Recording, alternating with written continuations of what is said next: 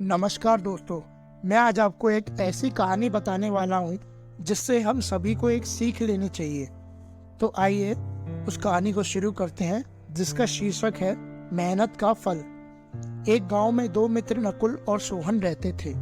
नकुल बहुत धार्मिक था और भगवान को बहुत मानता था, जबकि सोहन बहुत मेहनती था।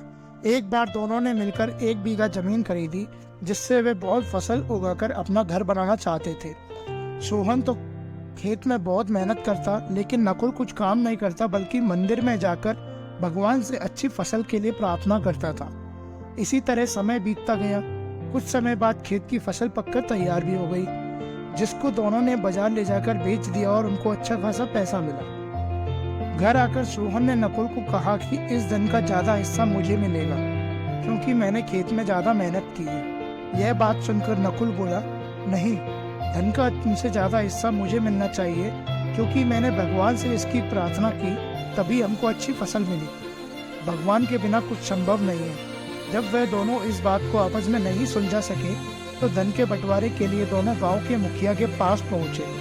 मुखिया ने दोनों की सारी बात सुनकर उन दोनों को एक एक बोरा चावल का दिया, जिसमें कंकड़ मिले हुए थे। मुखिया ने कहा कि कल सुबह तक तुम दोनों को इसमें से चावल और कंकड़ अलग करके लाने हैं, तब मैं निर्णय करूंगा कि इस धन का ज्यादा हिस्सा किसको मिलना चाहिए। दोनों चावल की बोरी लेकर अपने घर चले गए। सोहन ने रात भर जागकर चावल और कंकड़ को अलग किया, लेकिन नकुल चावल की बोरी को लेकर मंदिर में गया और भगवान से चावल में से कंकड़ अलग करने की प्रार्थना की। अगले ही दिन सुबह सोहन जितने चावल और कंकड़ अलग कर सका, उसको ले जाकर मुखिया के पास गया, जिसे देखकर मुखिया बहुत खुश हुआ। नकुल वैसी की वैसी बोरी को ले जाकर मुखिया के पास गया।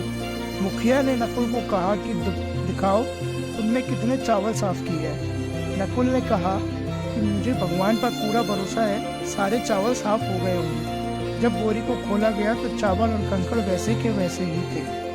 जमींदार ने नकुल को कहा कि भगवान भी इंसान की तभी सहायता करते हैं जब हम मेहनत करते हैं। जमींदार ने धन का ज्यादा हिस्सा सोहन को दिया।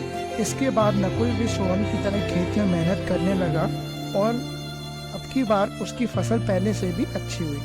तो इस कहानी से हमको जो सीख मिलती है वह यह है कि हमें कभी भी भगवान के भरोसे नहीं बैठना चाहिए।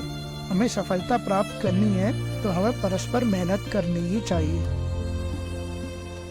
तो ऐसी ही मनोरंजन और सीख लेने वाली कहानियों के लिए हमें फॉलो करें, लाइक करें, सब्सक्राइब करें और शेयर करें, ताकि दूसरे भी हमसे जुड़ सकें और हमारी कहानियों से कुछ सीख ले सकें। फैंटास्टिक 4।